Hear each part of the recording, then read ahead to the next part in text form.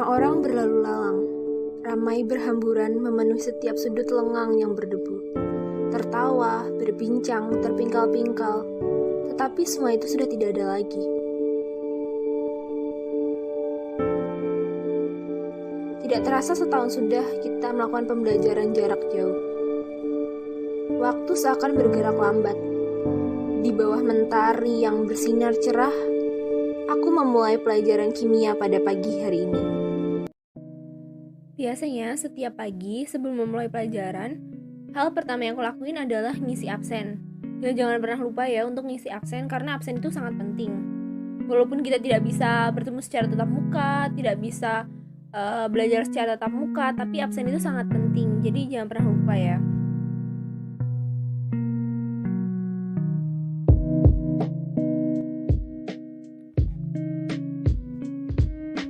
Jadi di sini ada beberapa materi-materi yang disampaikan oleh guru kimiaku di sekolah melalui Google Classroom. Di sini materi yang disampaikan itu sangat lengkap, sangat bervariatif dan disampaikan itu melalui media-media yang sangat mudah dipahami, baik dalam bentuk video pembahasan dari YouTube, baik dalam bentuk PPT dan Word. Itu sangat membantu kita dalam memahami apabila kalau misalnya kita belajar menggunakan PPT kita nggak ngerti, kita bisa ngeliat video pembahasannya dari YouTube. Nah, terus di sini juga ada contoh-contoh beberapa tugas-tugas yang biasa aku kerjain selama pelajaran daring kimia. Tugasnya sangat beragam. Ada yang mengerjakan soal, ada yang membuat mind mapping, membuat poster, dan lain-lain. Dan ini adalah salah satu contoh tugas yang biasa aku kerjain selama masa-masa belajar daring di sekolah.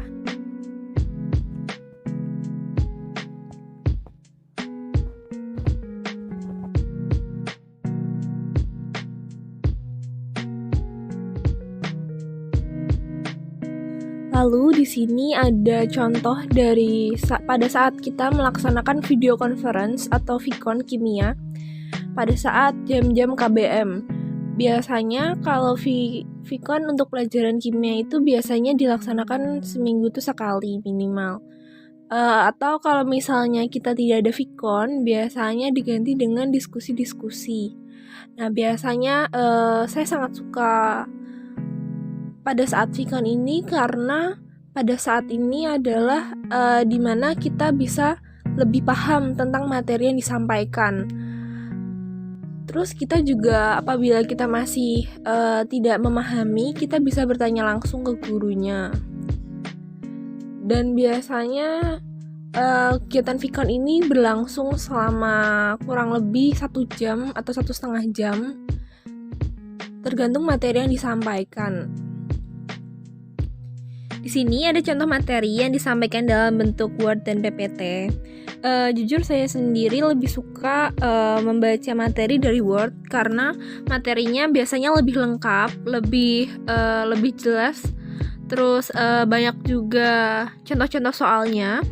Dan biasanya kalau misalnya saya masih nggak ngerti tentang materi yang disampaikan, saya membuka pembahasan melalui video yang diberikan oleh guru kimia saya. Dan biasanya sih itu cukup membantu dalam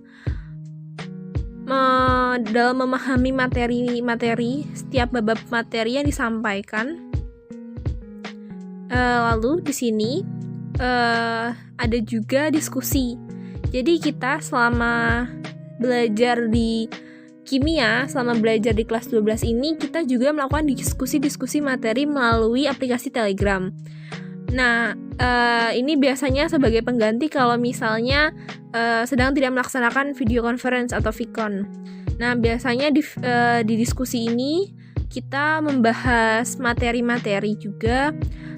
Lalu juga ada soal-soal latihan yang diberikan oleh teman sekelompok dan dibahas bersama guru.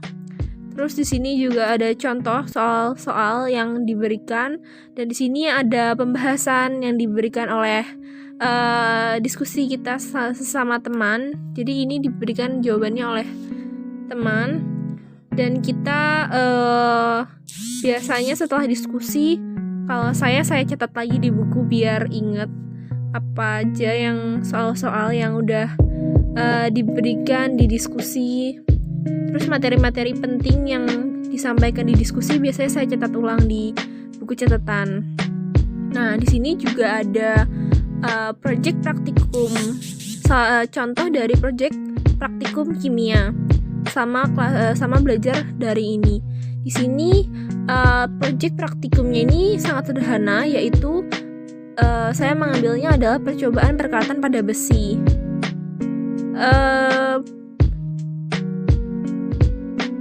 Project praktikumnya ini bisa dibilang ini sangat mudah dilakukan karena kita belajarnya di rumah bisa sangat mudah. Bahan-bahan yang diperlukan juga gampang sekali, dan ini juga membantu kita untuk menelaah materi yang disampaikan di sekolah, terus kita buktikan dengan percobaan ini. Di sini juga ada contoh dari tugas poster yang saya buat selama kelas 12 ini. Jadi di sini ada tugas poster penerapan tekanan osmotik dalam prinsip kerja infus. Di sini jadi dengan adanya tugas ini, jadi saya lebih mengetahui nih apa sih sebenarnya penerapan tekanan osmosis itu sendiri di dalam kehidupan sehari. Jadi saya bisa lebih paham, oh ternyata yang biasa saya lihat itu ternyata itu merupakan aplikasi dari materi tekanan osmosis seperti itu. Dan biasanya di akhir bab kita melaksanakan kuis, ada kuis latihan soal gitu. Biasanya kuisnya dilaksanakan menggunakan Quizizz. Biasanya sih soal-soalnya beragam.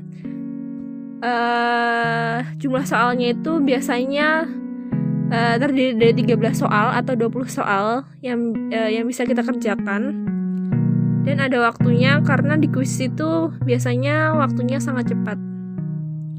Tetapi selama pelajaran kimia selama daring ini saya rasa tuh sangat menarik, sangat seru, dan tidak membosankan, dan sangat bervariasi banget, sangat kreatif, menambah tingkat kreatif kita, menambah pengetahuan kita tentang penerapan kehidupan yang kita jalani. Ternyata tuh penerapannya banyak sekali dari kimia ini. Ya cukup sekian, terima kasih.